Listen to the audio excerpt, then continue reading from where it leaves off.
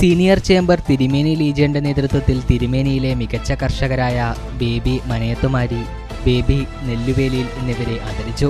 ഈ വാർത്ത നിങ്ങൾക്കായി അവതരിപ്പിക്കുന്നത് സോനാങ്കോട്, ചെറുപുഴ, പാടിയൊട്ടിച്ചാൽ, ആലക്കോട് ആൻഡ് വെള്ളരിക്കുണ്ട്.